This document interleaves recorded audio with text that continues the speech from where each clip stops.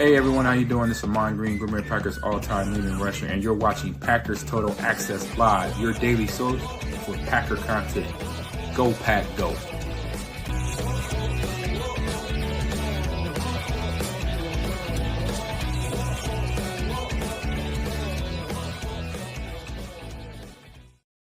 What's up, guys? Welcome into Packers Total Access. My name is Clayton. You can check us out on packernet.com. Find me on Twitter at Packers_access. You can email us, PackersTotalAccess@gmail.com. You can also text us, 865-658-5824. Flying solo as of the moment on this glorious February 17th. Hopefully you guys and gals getting ready for this work week. I know we got some snow on the ground down here, expecting about 3 to 4 more inches. I'm thinking somewhere around there.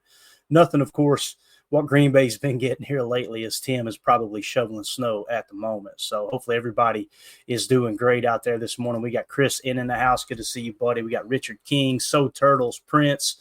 There you go, So Turtles. The man Clayton stays grinding, man. I tell you, it's tough this time of year, Turtles. Burnout is a real thing. And I know people are going to roll their eyes. You're talking football. It's so bad. It's not talking football that's bad. It's just you get to the point where you feel like, man, this thing's really dragging on. Now, everybody who kind of responds to us, emails, texts, man, you make the offseason go by so fast. And it does feel like it goes by fast at times, but you get these little pockets where it's like, man, I feel like I have done 13 shows and it's been 2 days, but there's nothing better than getting in here talking ball with all you guys and gals. Appreciate y'all. If you would hit that like button on your way in. First comment here, Jarrell Lee says, hey, Clayton, I watched everyone we met with last night, stoked about the draft. I watched you and Tim, guys, Starks, T-Mac, I think he's talking about the Terrell McMillan there, Higgins. I love Trey Amos. His comp is Sauce Gardner and Mike Green. He's got the green heart emoji. All those guys, honestly, I would be okay with. You know, I'm not sure who you're talking about with Starks right off the bat. I'd have to look at the draft board. But to Terrell McMillan, if somehow he fell to 23, sign me up, man. Run that card to the table, because I just don't see it happening with that size, his athleticism, obviously his hands. I think to Terrell McMillan, as many people are starting to refer to him as T-Mac. I'm going to stick to Terrell McMillan just to make sure that we don't get him mixed up with the Tracy McGrady or somebody like that, one of Tim's favorite basketball players of all time. So, Tim, what's up, Bob? Morning. My man made it. He made it. Obviously, we hit on Trey Amos pretty extensively. That's awesome that his comp was Sauce Gardner. I could kind of see that. You know, Sauce Gardner, if I remember correctly, a little bit bigger corner. You know, maybe 6'1", 6'2", something like that. Yep. Mike Green's one of those dudes that popped right off the bat to us, though. So, Jarrell, I think I'm in agreement with everything there. I think Starks he's talking about is Malachi Starks, the safety out of Georgia. Oh, got it. Yeah. Yeah, no, Malachi's one that – again, man, we've got him on the big board here in the 21 spot. And Tim, like we pointed out last night, man, he can play slot. And I know people go, we got Bullard for the slot. That's awesome and all. But I'm just tired of the whole, that's his spot. We can't get competition, man. I mean, when you look at what the Eagles did with their secondary, you look at what the Eagles do every damn year with their defensive line, create competition, and worst case scenario, Tim, you're absolutely loaded with depth, you know? Yeah. I mean, that may be why we saw, a guy like Oren Burks go over there and all of a sudden just be unlocked and play like an absolute monster. Right. Little competition, little depth, never hurt anybody. Yeah, definitely. Drew D in the chat said, yesterday I ran into Mark Murphy and thanked him for bringing the draft to Green Bay. He said it wouldn't have happened without the Titletown district. And again, I remember, Tim, there was people pushing back on Titletown big time. And, we're kind of to the point now. They were fans of the dilapidated Kmart or what? Right. But we're also to the point now where you and I, we've kind of had this conversation. Where does it end? Where's the balance, right? Because as you continue to build and lots get bought up in that area, you're going to lose a little bit of that charm, like you were saying, right? Like with the neighborhood around it. The Kmart, listen, I was privileged enough to shop at that Kmart, and it was pretty – it meant something to me. My first trip to Green Bay, I went in there, bought a training camp shirt. I wasn't there for training camp, so I got it on Uncle Clarence, on the Uncle Clarence rack. It was from the previous training camp.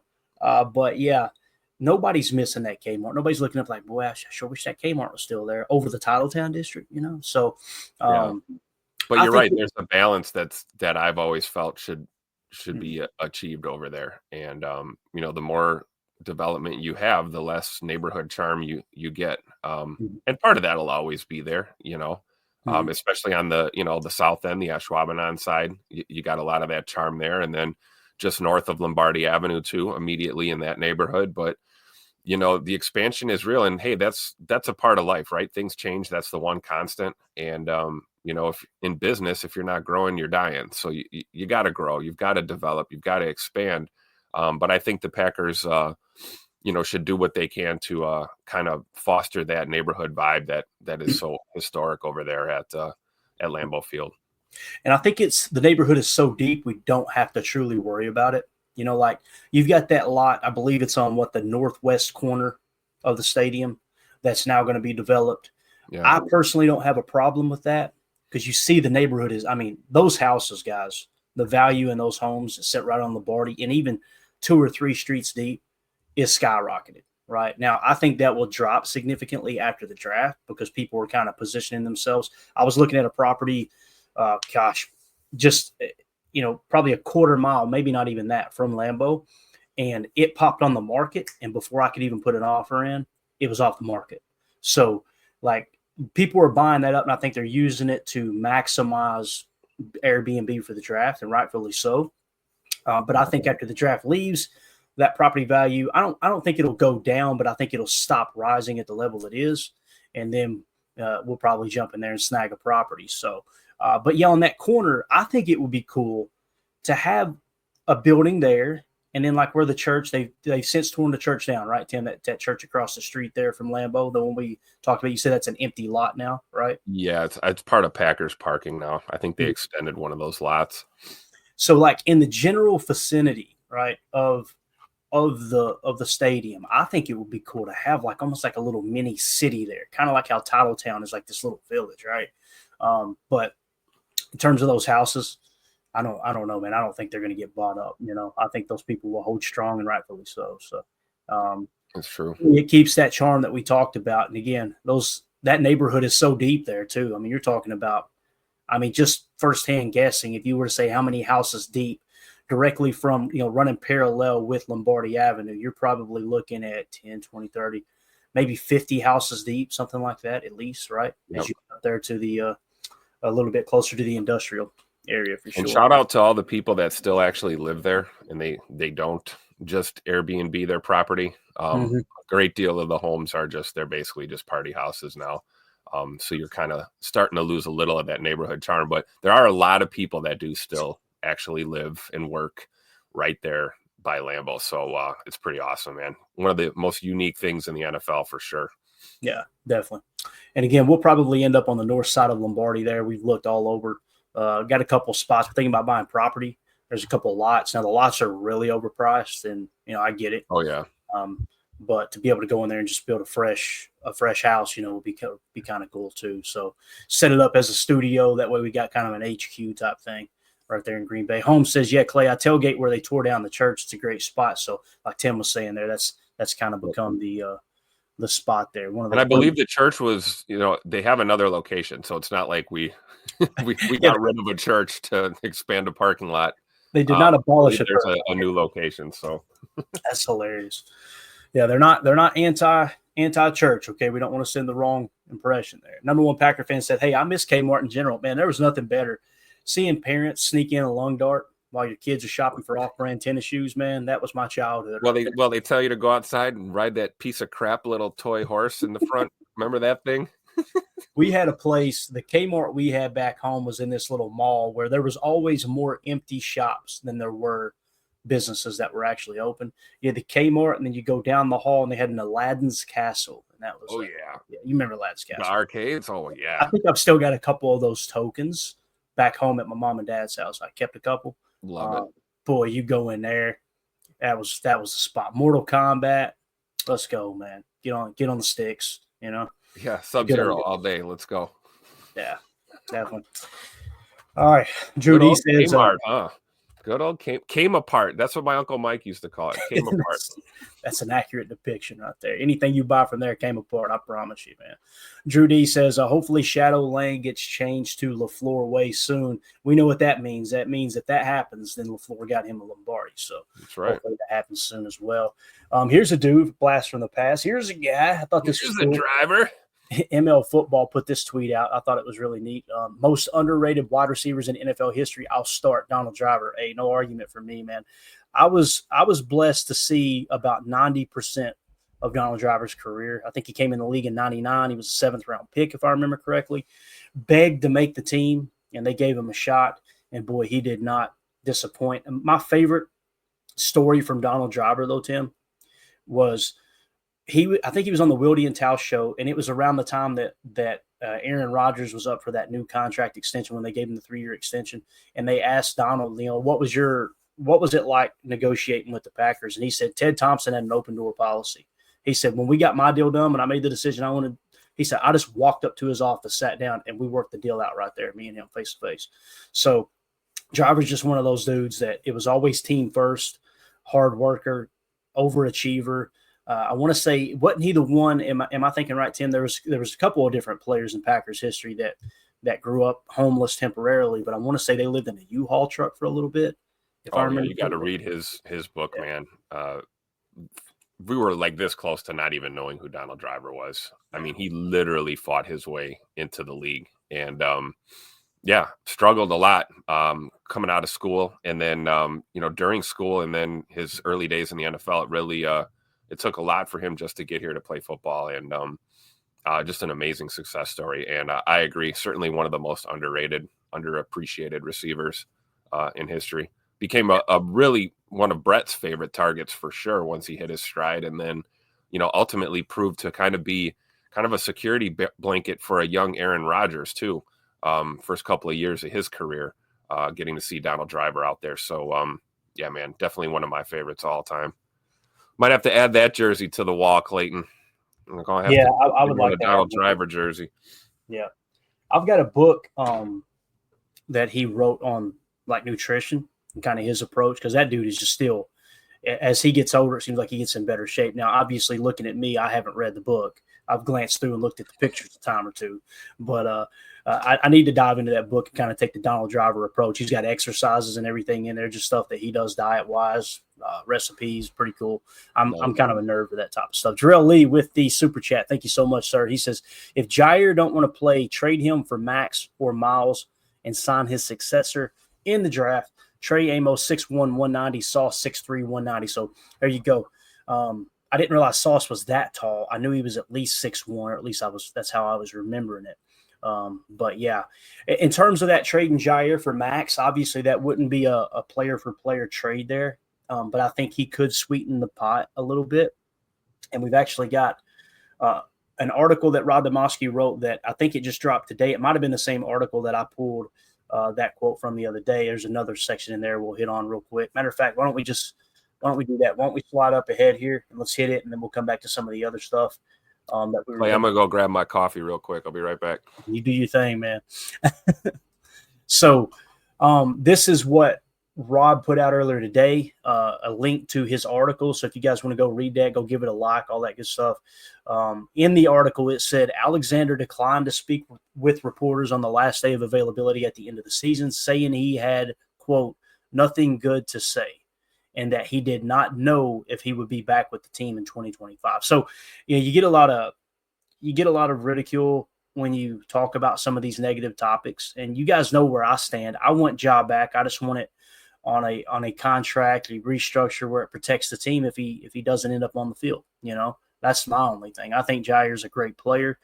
I think he has been a good teammate. I don't know of any teammates that don't like him, to be honest with you. It's just he obviously butted heads with the coaching staff there. I guess it was last year, the year before.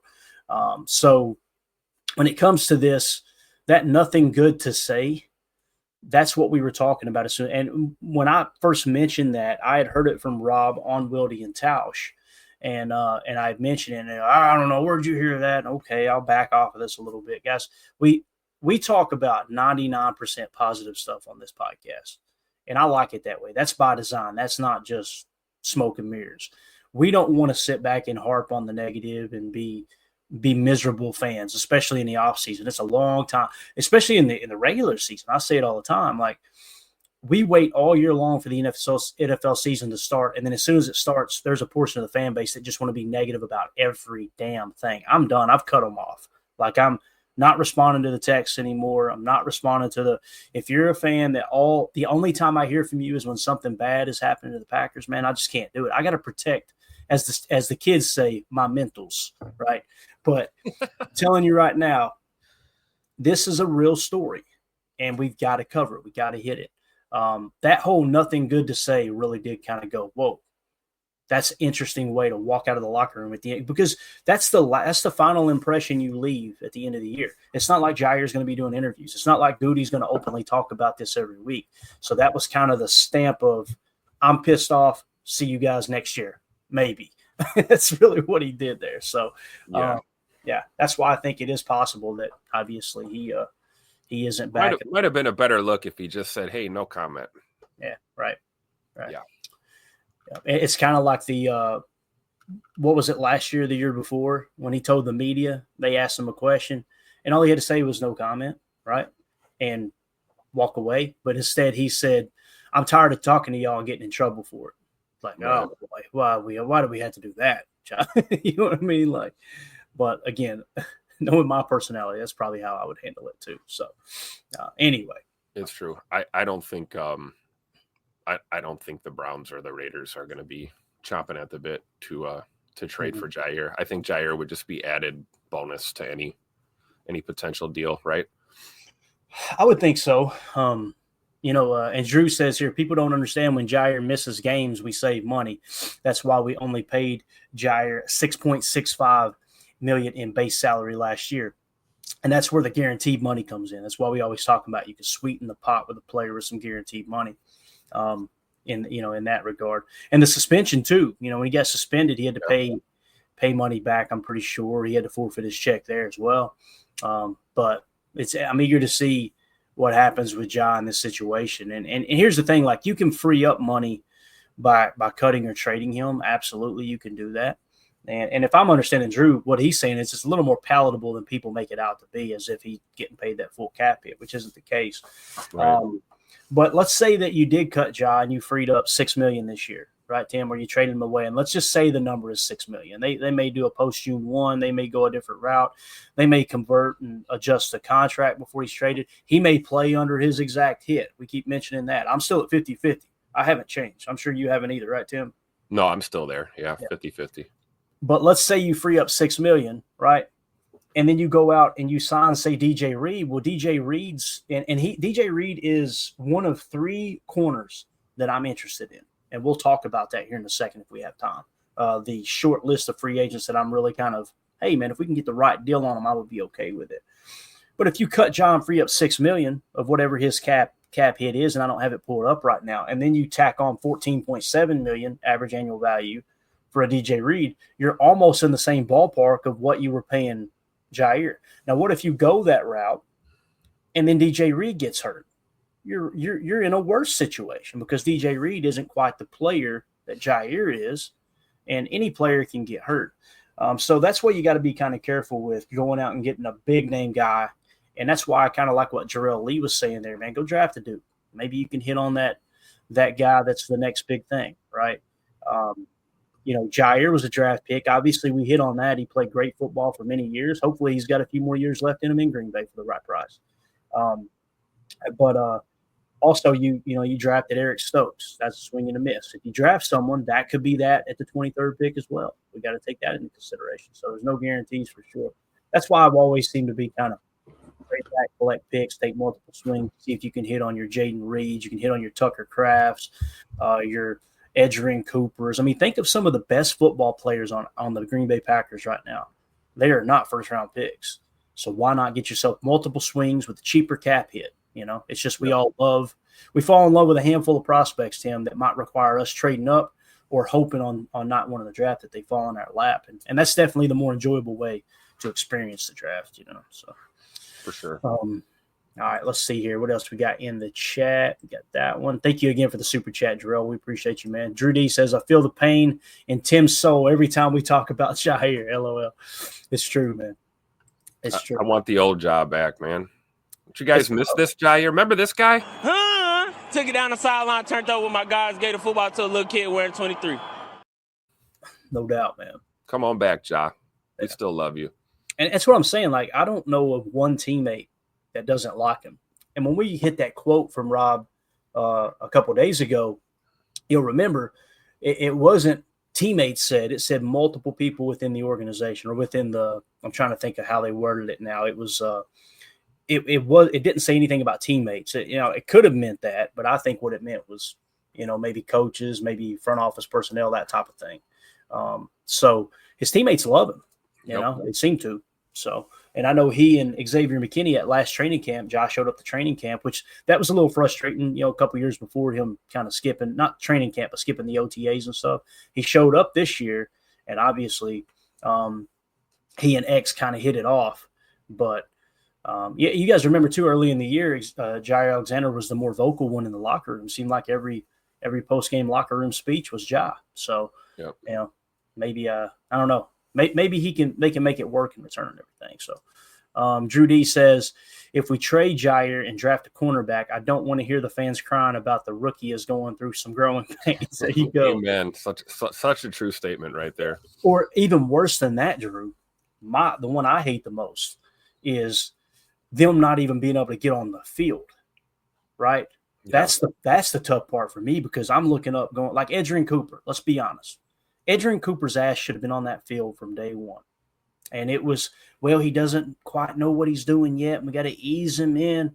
And I'm sitting back going, the quicker you put him in the fire, the quicker he's going to learn what it is he's doing. And you know what? The quicker you may realize, wow, this dude really can't handle this, and you taper back off. When I hear this whole, let's put a player out, if you put a player out there and it doesn't click and you pull them, that's going to hurt them. Hurt their entire shut up about confidence. You think I don't think young players have any trouble with confidence. Not today. But not only that, but like think of the real world, Tim. Think of the person that's going out working the 9 to 5. I know we've got a bunch of truck drivers, right? That watch this show. Think of the truck drivers and the pressure that's on them to go out there and put in them long hours and make it happen. And they have a bad day. You think, man, my confidence is down. How am I going to go out here and do my job? Shut up. That's just so, I don't know, man. I guess it's just the society we live in today. I think of the greatest generation. And this is I guess this is just how I was raised. Think of those dudes storming Normandy, right?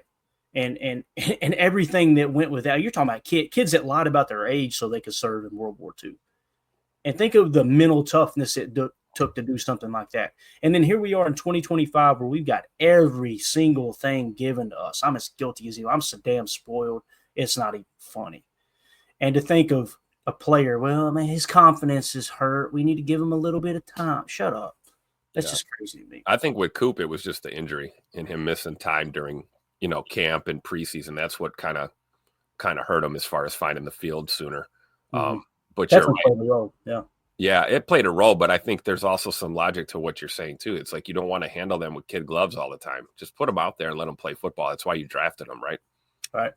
And the people that will say, well, he's not ready. He wasn't ready. He's not ready. He wasn't ready. They don't go back and revisit that, right? When you see them on the field and they're an absolute stud and everybody's going, why the hell wasn't he on the field sooner? They don't go back and go, well, I was one of those people saying he wasn't ready. They just pretend like that didn't even get said. Yeah, exactly. Which cracks me up. So Drew D says, how does a player have confidence on the bench? Amen, man. You can't have confidence on the bench. You can't. That's true. So here we go. Chuck in the chat. Trust me, as a truck driver, my bad days are caused by stupid drivers around me. I can only imagine, Chuck. I can only imagine. And listen, I run into truck drivers sometimes that I get aggravated with, and I always have to step back. I got a good friend named Larry here in town. He's I want to say he's in his 70s now. Just one of the best salt of earth dudes. We go by every Christmas and see him, he and his wife, Pat, just best human being on the planet. I try to step back and go, that might be Larry in that truck right there, And he's he's got a lot tougher job than me driving this pickup truck right now. So I try to back off and give a benefit of the doubt. But anyway, this ain't a trucking show. This is a Packers show. Let's move it along here. So next thing here, this was interesting. Easton Butler, just kind of tweeted this back out again. The Packers met with Indiana defensive line CJ West at the Shrine Bowl, just as kind of a reminder. He said reportedly spent, quote, a decent amount of time with the Packers while there. Obviously, we've mentioned CJ West a couple of times. He's got the cheese emoji on our big board. And CJ West, let me find him. I had him pulled up earlier here. He keeps popping up in our mocks too. Yes, he does. We got him in the 116 spot. So keep an eye on that. That's a guy that keeps getting mentioned. And every year this type of stuff happens. Katano Ladapo was one, right? That just kept getting mentioned. Next thing you know, bang. Emilio, go back. Emilio checking in. He said, this is a trucking pod. Yeah, go back to work, Emilio. or go back to sleep in the truck and pretend like you're working. We know what's really going on out there. Sometimes, he says, sometimes the trailers get squirrely. They do. Emilio reporting live from the Taco Bell drive-thru. in a smart car, one of those little small smart cars, acting like he knows what it's like to pull a trailer. Emilio, you're not fooling anybody, man. We know you're taking pictures of that dump trailer sitting in your neighbor's driveway. All right. We know what's going on there. So yeah, CJ West is one that to keep your eye on for sure. This next one, really, really cool. Really cool. Check this out. So Easton Butler said the Packers met with Arkansas State center Jacob Bayer at the Senior Bowl. And I immediately was like, where's he at on our board? Tim, I go search it. Guess what? He was not on the board. So I love this. It's like, okay, when you find a player that wasn't on the board that the Packers met with, let's take a look. I've just put the information in the tweet, the most important information. Check this out, man. 6'3", 310 pounds. Again, Arkansas State, a small school, but on our big board, after I worked him in today, Tim, he is in the 113 spot. He's ahead of CJ West by 2 spots. So we got another center added to the board here. Wow. So he's 113 on the PTA big board. In 2022, his PFF grade was 69.6. That was 59th best. You go, that ain't good. Well, in 2023, he jumped all the way to second highest amongst centers at 82.9. And then in 2024, he finished only 1 point lower than that and was 7th overall amongst centers. So when I see him on PFF at all, he's not on the big board, Tim. I had to comb through the premium stats to find his rankings. He's not even on the PFF big board. So when he lands in the 113 spot, he's on the consensus big board at 284 right now. Okay, he's at 284 right now. He's not on the PFF big board. But again, the PFF grades, what helps us here, 23, second highest graded center, 2024, the 7th highest graded center. That gives him a score as it sits right now of 88. Now, once he does make it to the PFF big board, we'll be able to add a little more to that, and it may drop on the board. But as it sits right now, man, he's hovering close to that top 100 pick. Matter of fact, if I were to just go through and look at a quick glance here, Tim, he is the highest graded interior offensive line that has a blue mark on our entire board. But that means, guys, and now Gray Zabel we've got listed as a tackle because there's more value there, but many people are calling him a center as well. So keep that in mind. Gray Zabel is in the 52 spot. But again, the second highest graded and true center, the highest graded true center on our board right now is our boy here, Jacob Bayer. As he, like I said, I think he came in at, what was it, the 113? Yeah, 113 spot. So, Tim, this might be the dude. This might end up being the guy, man. Now, we'll see where he's drafted at. Again, we've got him hovering between the 3rd and 4th round. Everyone else has got him like, a late round pick. If you got to kind of put things into proper perspective, too. If he does go that late, let's say he does go in the 6th or 7th round, I think it was Jacob Monk we took in the 5th round. And Jacob Monk couldn't sniff a snap. You know what I mean? Yeah. So maybe another dude if you go this route. I think if they draft him, it says 2 things. It says they think higher of him than they do Jacob Monk currently. Because if you just take a swing on a guy who's equal or lesser value than what you see Jacob Monk after 1 full season in the NFL practicing and getting a look at him every day, kind of a different look there, if you know what I mean. So yeah. I can see the Packers taking a shot at him at Bayer here because, I like Gray Zabel a lot, but Gray Zabel is going to probably be a 1st round pick, 1st or 2nd round pick. And I don't know if the Packers are going to be that aggressive early, but I mean, we talked about trenches. That's offense and defensive line. So we could end up taking a guy like Grey Zabel, but I don't think so. I think we might like that mid to late round value in a guy like this. Our Kansas State will take it. Someone you can put out there. Looks like he's got the locks. He's got the hair hanging out of the back of the helmet there a little bit. Probably fits in with Sean Ryan and the boys on the O-line pretty well. So you never know, man. And I think it's fair about, we could say the same thing about Jordan Morgan. Our first round pick, we didn't see a lot of him last year due to injury and, maybe not being ready. So I think it's fair that we got to give these rookies from last year a chance in year 2 with, a full season under their belt and then, another camp going into a fresh season. But I'm not opposed to taking a swing at a guy like this because center is definitely a huge position of need for sure. Yeah. I think the thing with Grey Zabel that's interesting, though, is he does give you that option to play. He could be a backup tackle for you in a pinch or something with his experience as opposed to, a pure center who's probably just going to be able to play center, Yeah, exactly. Extra value there. There's no doubt about it. Jarrell Lee with the super chat. Thank you, buddy. He says, I love Jair. Watched him drafted. When healthy, no one is better than him, but Sauce and Surtain. And he says, DJ Reed, Ward, hopefully we draft this year's Quinyon Mitchell. Man, this year's Quinyon Mitchell, if you were to look at the board here and just kind of guess, Travis Hunter, hands down, is the best corner in the draft. And they said he's going to go to the combine as a corner, so I imagine that's going to be his main focal point. That's the only one that I would say that could be this year's Quinyon Mitchell. Now I'm not saying they're built the same. I'm not saying they have the similar play style. I'm simply saying from a grade standpoint, like if we were to compare apples to apples, Travis Hunter, if he competes with everything at the combine, there's no doubt in my mind he's going to finish with a 9 RAS, which means he will go into the negatives, on the score on our board. Now, with Quinyon Mitchell, he was our top corner, but his grade, Tim, was an 8.8. So keep in mind that. If you were to look, all right, who's in that range here? 8.8, you got to go down a full tier to the 15 mark, or actually 17.3 is the closest corner in Will Johnson, outside corner of Michigan. Now, if he gets the full bonus, he'll jump up to the 12 spot. So he's still one tier lower where Quinyon was, but Travis Hunter is one tier higher than Quinyon was. So appreciate the super chat there, Jarrell. It's going to be interesting to see how cornerback plays out here, man. Trey Amos. Don't sleep on Trey Amos. Yeah. Like I said, man, got that big frame for sure. All right, here was the tweet I put together earlier this morning. I was just doing a little research in here, prepping for the show. And, when we talk about Drew Dalman, the big knock has been his pass blocking, right, Tim? Everybody's like, well, yeah, he's not a great pass blocker. He's he's a mauler, he's a run blocker. All those things seem to be true based off what I've seen and with the analytics. So I said, when you mention free agent center Drew Dalman as a potential Josh Myers replacement, it's almost always said that he isn't a good pass blocker.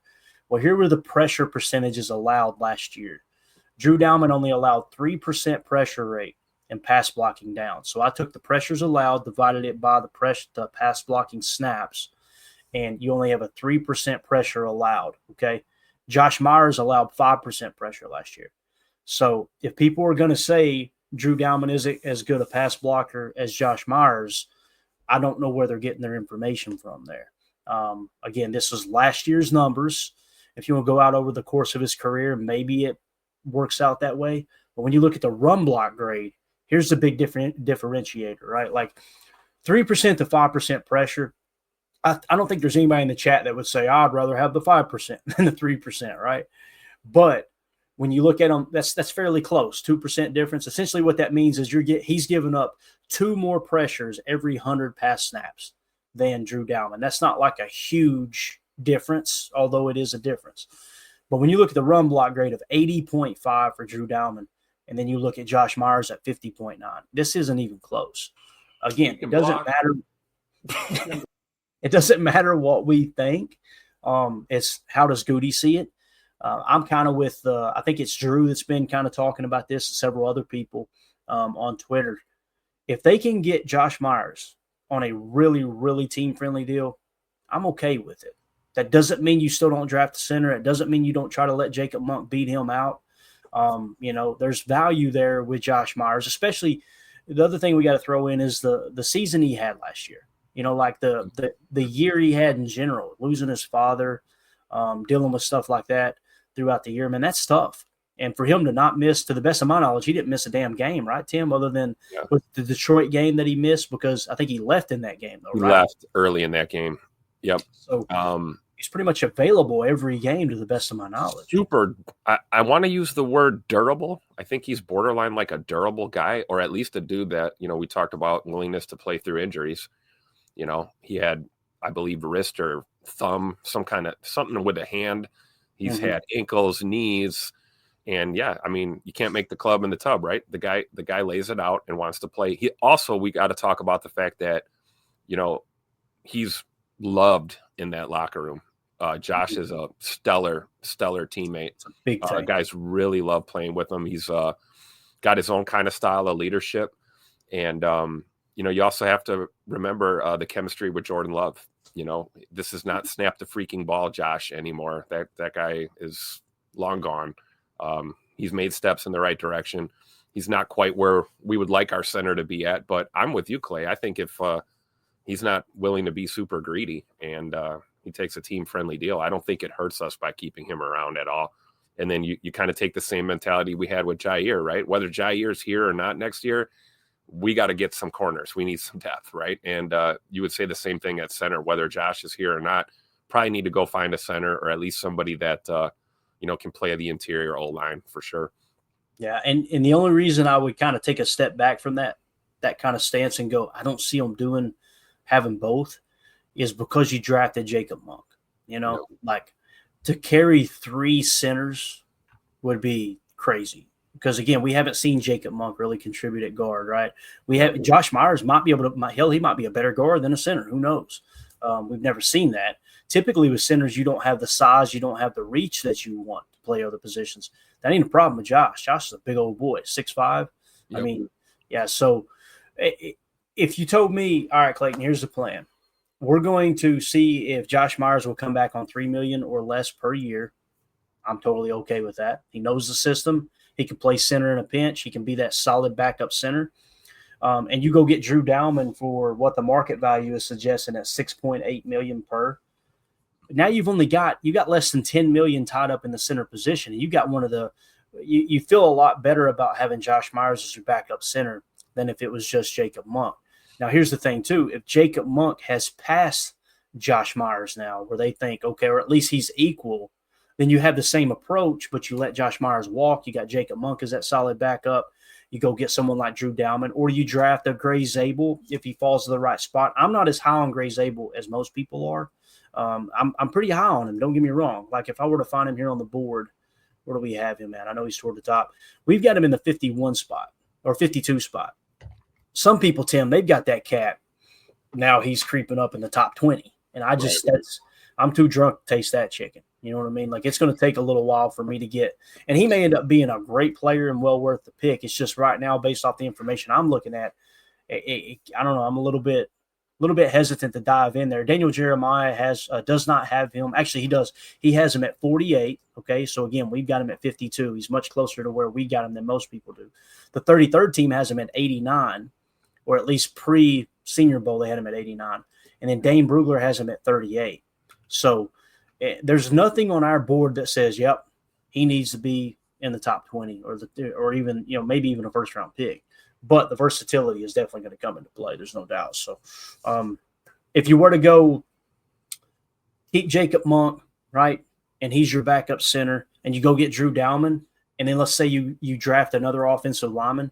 We were just talking about the kid, who was it again? Jacob Bayer, right? Yep. If you draft him, he's a true center. He's limited on what you do there. But if you do go get Gray Zabel, then you've got a guy, like you said, that's got added value where he can kick around the offensive line a little bit. And again, if you go Drew Dalman, you feel really good about the center position. If you got Drew Dalman starting center, Jacob Monk backup, Gray Zabel playing, swing guard, swing tackle, and he can play centers and compete with Jacob Monk as that backup center. That's a pretty good spot. That's what I see in Gray Zabel, is almost like the potential to be another, like a Big E or like a Zach Tom, a guy that really great at this position, really good at this position, but bottom line can play anywhere on that line for you in a pinch. That versatility will help you for sure. Yeah. Emilio in the chat. The answer to your problems, ... Travis Glover. He was the best guy around. You notice how Tim said he was the best guy around. He might not be here much longer, Emilio. We'll see. I don't know. But, I like how Marta pointed out, too, man. The arms are unreal, right? Yeah, make sure you bring those with you if you come to Green Bay. Holy cow. Yeah, he's got some guns on him for sure, man. It looks like he's got two bald guys in a headlock there. Brambo says, quote, I'm too drunk to taste that chicken, LMAO. Been a member for 3 months. Appreciate you, Brambo. You're the man. Let's see here what Deadfish has got for us. Per Walters, okay? Height, 6'3", weight, 310, projected 40 time, 5.30, projected 2025, 4 to 6.2, 725. Not sure what the heck that is. Bayer started at center for 2 seasons at Lamar before manning the middle of the line for, I guess he's got another one, Arkansas State. So, again, who was it again? So he was at Lamar. Lamar, he said, at Lamar. So Lamar must be a smaller school. So then he went to Arkansas State. Bayer is a competitor, but has a backup caliber skill set for the NFL. That's interesting because when you look at the PFF grades, it would suggest he's one of the best centers in the country. But Lamar and Arkansas State. Thank you for the information there, Deadfish. Appreciate that, buddy.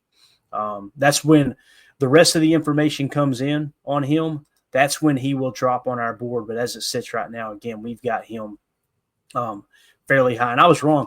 Jonah Monheim is in the 88 spot, Tim. He's listed as a center and a guard from USC. He was at the Senior Bowl as well. He's slightly higher than Jacob. Where's he at again? Jacob Bayer, who is in the 113 spot. If Daniel Jeremiah doesn't have him in the top 150, then he'll get a 150 tag on him, most likely. That'll bring him down significantly. If the 33rd team doesn't have, they'll have an actual ranking on him. They always go into the 300s.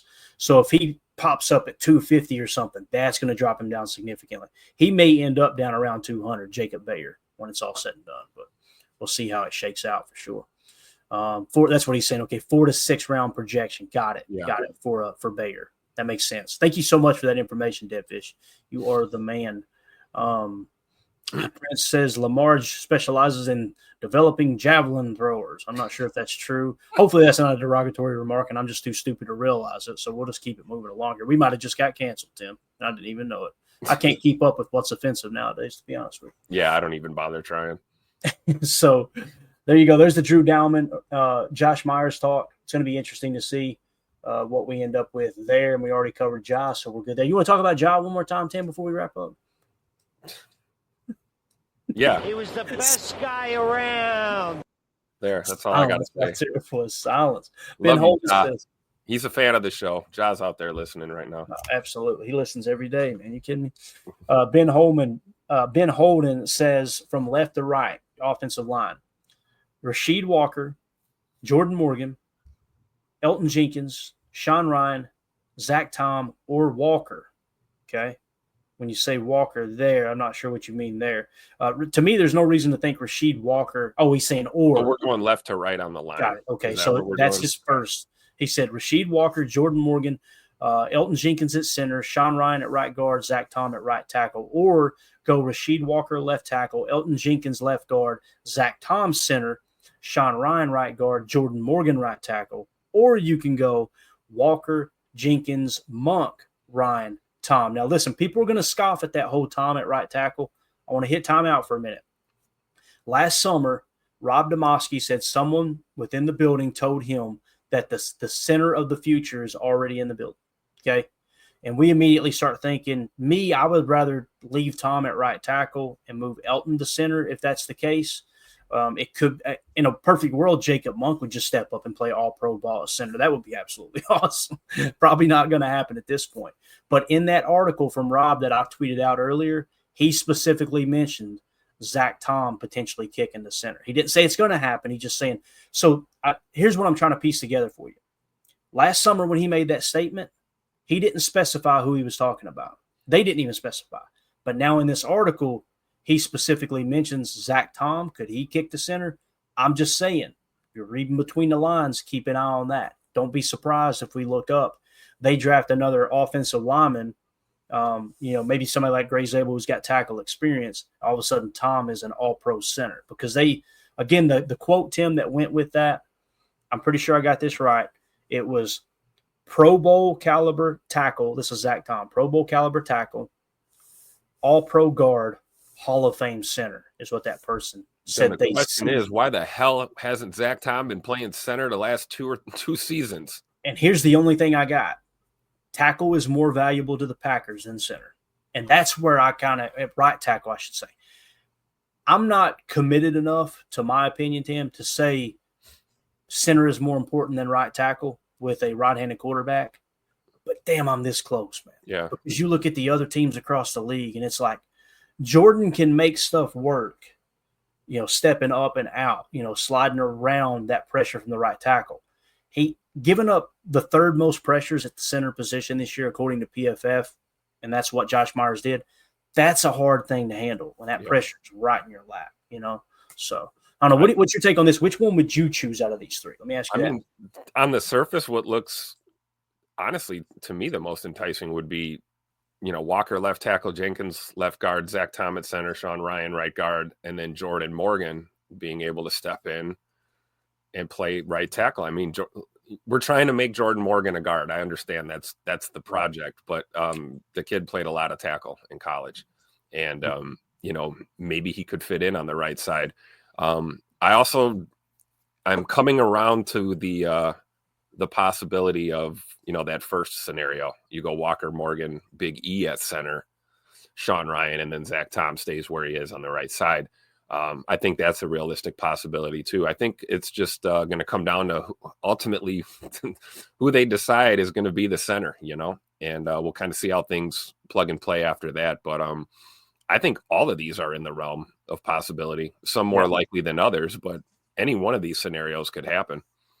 Yeah. And that's where I put less value on left guard than I do center, and center and right tackle are they're neck and neck for me, right? So if you put Elton Jenkins, some would say Elton Jenkins is your best offensive lineman. I personally think Zach Tom is. But if you put Elton Jenkins as center, that fixes your center problem, and you leave Zach Tom at right tackle. And then the least important positions, in my opinion, on the offensive line are the guard positions. So Morgan and Ryan can play those guard positions. I feel like that gives you the best chance for success. But as you were just talking about, Walker, Jenkins, Tom, Ryan, Morgan. If Morgan proves he can play right tackle at a high level, damn, that looks good there. That might give the Packers that last push that they need to feel comfortable moving Zach Tom to center. Yeah. Completely agree. And again, what the question comes down to, Ben, and thank you for asking. This is a fantastic question. What it comes down to is, what do you put more value in, center or right tackle? That's really what it comes down to. And whatever that answer is, that's where Zach Tom needs to be playing, period, case closed. Now, some, again, put more value on right tackle. I completely understand that. Others put it on center. You guys know tier one of importance for me is blindside tackle. In our case, it'd be left tackle. That's the top priority, in my opinion. Like, if I were building this offensive line, I probably would have made the mistake of putting Tom at left tackle to shore that up. And Rasheed Walker never would have gotten an opportunity to prove, damn, this guy's a pretty good football player. Right. That would have been a mistake on my part if I was the GM or the coach setting that lineup. So you really got to give these guys an opportunity in camp to see where they fit in the best. I know this. If we don't make a significant move at center this offseason, if we don't go sign a Drew Dahlman, if we don't go and draft a true center in the draft, right, or someone who can play high level of center, we think, and then we get to camp, we better be hearing Zach Tom at center or Elton Jenkins at center, or I'm going to get real nervous. Now, if that does happen, they do take that approach, and then we look up at week 8 or week 9 and we go, boy, this Jacob Monk kid's the real deal. We're in a really good spot salary cap-wise, because you're talking about 3 years on a rookie deal, a late rookie year. What was it? Late rookie deal with a 5th-round pick? Shoo-wee, man. That's another thing that comes into play. See how Jacob Monk, does in the offseason.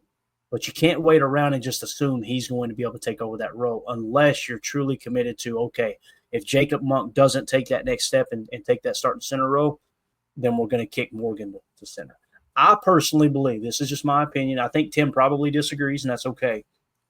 I don't think Jacob Monk would have played any worse than Josh Myers this year at center. That's just me, especially given all the personal stuff. But like you pointed out, his teammates chose him as their favorite teammate. Like, that was an award they gave out. They love the dude, and that means something. It really does, man. Chemistry. Yep. Absolutely. Terrell Lee with the super chat says, Will Anderson said Zach Tom is the best tackle. Yeah, remember that video we played? I'm glad you brought that up, Jarrell. So true.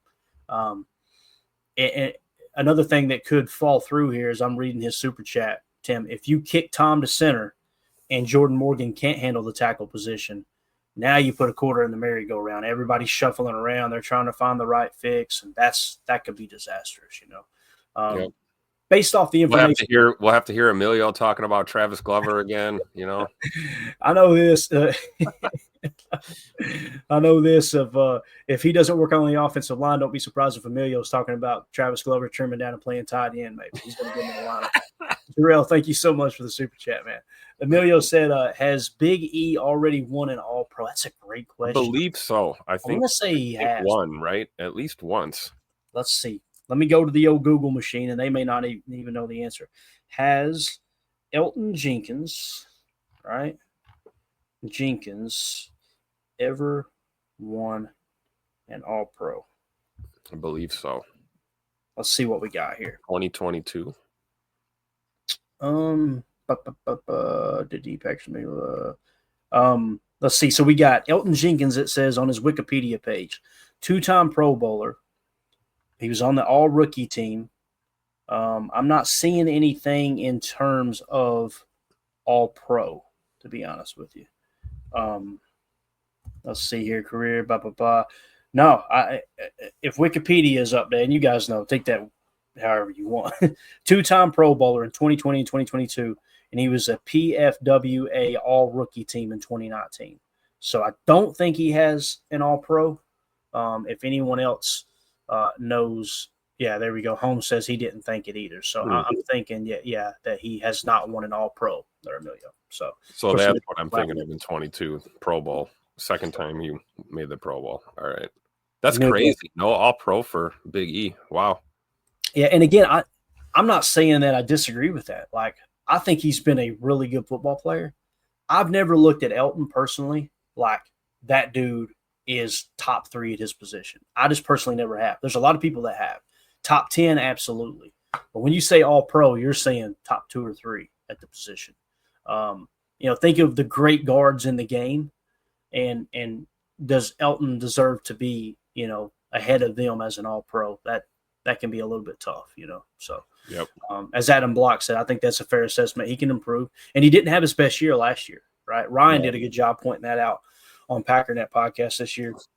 Like, hey, Elton's not playing like great ball, A lot of uncharacteristic penalties from him too this past season. A lot of times just things that we're not used to seeing from him. And I think there's something to be said for that too, though, Tim. Remember the audio, the soundbite we played from Josh Jacobs last night? What did they do? They played a lot more duo. Yep. Right. So maybe he's trying to get used to that as opposed to in the past. He played his best football as we were playing that strictly zone scheme. Yep. And listen, duo is very similar to zone, guys. Don't think that duo is a stark, difference from zone. It's not. It's very, very similar. There's just double teams involved and vertical power, involved there as well. So, and as Biz says here too, Tim, he was definitely missed against the Eagles. There ain't no doubt about that. When E went out of that game, boy, that offensive line fell apart. So there's something to be said there. But all right. And Holmes mentioned his game at center was brutal. It was, but you got to keep in mind, when was the last time that Elton Jenkins practiced center? Right? He was kind of thrown at. Now, if you'll rewind, remember before, Tim, there was another game. I don't think it was this season. It might have been the previous season. I think it was Aaron's last year, maybe. I can't remember. Zach Tom, somebody got hurt, and Zach Tom moved from tackle to center. Remember that? When that happened, I specifically remember it. Damn, the offensive line got much better with Zach Tom at center as opposed to Josh Myers. So I'm telling you, is that whole talk that Zach Tom could be a Hall of Fame center, I think that's a real thing. Because when that happened, they didn't miss a beat, you know. Yep. And again, Holmes, you got to take into consideration, when was the last time he practiced at center, Elton? It was, Tim, you were at that game. It was piss pouring in the rain, right? Yep. So, and I've always preferred Elton right where he is. Keep him at left guard. I think he's even publicly made that comment that he's most comfortable at left guard. He'd prefer to play left guard. So I think, if we're gonna move anyone, maybe it is Zach Tom to center. But that, there's so many other variables. It's got to be tough enough for Goody to try and figure out how to put this squad together, and then LaFleur and the staff trying to figure out who's playing, where the chess pieces are going to go on that line. And we as fans, I think, need to be a little bit more patient because they're going to move some guys around. It's going to take time to find that ideal lineup, So I don't want to hear anyone calling anybody a bust, 2 weeks into the preseason, Drives me great. Guys, you can't – that's the thing too. The bust talk after one season, like you can't – Yeah. You can say that. You're free to say whatever you want to say, but as a friend, please listen to me. You sound like a moron when you call someone a bust after one season.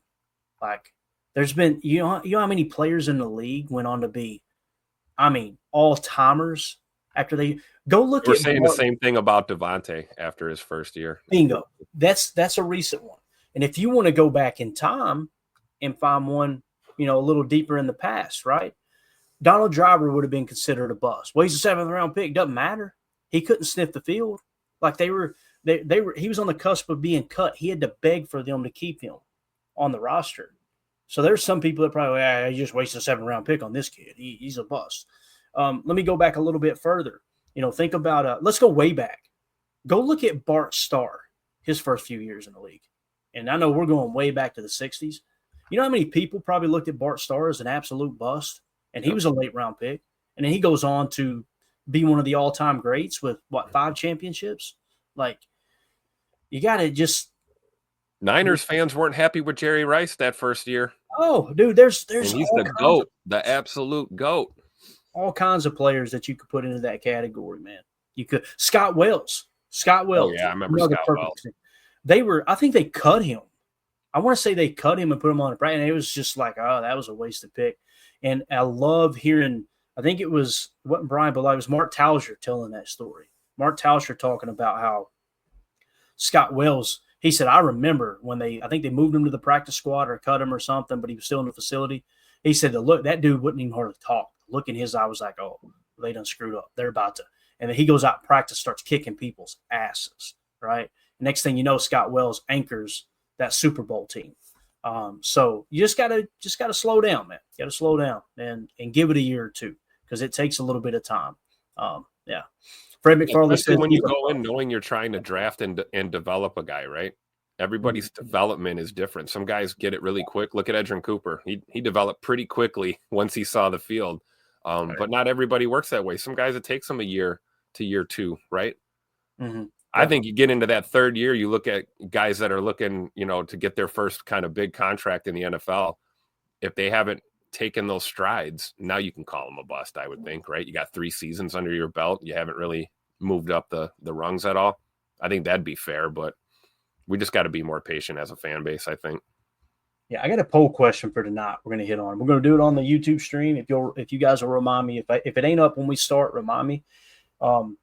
It's going to be, would you be okay with moving Zach Tom to center?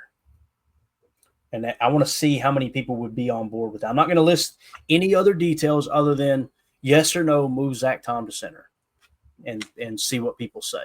Fred McFarlane, we agree with this one. He says, I'm a bust, is what he says. So, but you're our bust, Fred. All right, and that's all that matters.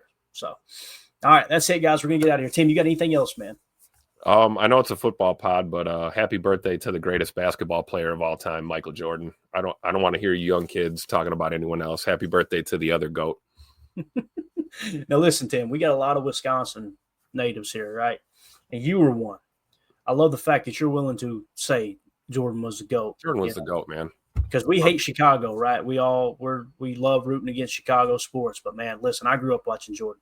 Jordan, that's when I was a basketball fan. I cannot stand basketball now. Like they had to drag me into that Coliseum, into Rupp Arena the other day, I should say, to watch Kentucky play. And it was fun, don't get me wrong. But, man, I grew up in that era with Jordan and those guys. I mean, Jordan, Charles Barkley, Karl Malone. I'm trying to think of some of the big body guys. Charles Oakley, remember? Oh, my gosh. Oakley. Dennis Rodman picking fights and not finishing them. Absolutely. I remember Bill Laimbeer. Oh, my God. Bill Laimbeer was a terror, dude. Oh, yeah. Isaiah Thomas. Bill Laimbeer could have played football for sure. Oh, no doubt.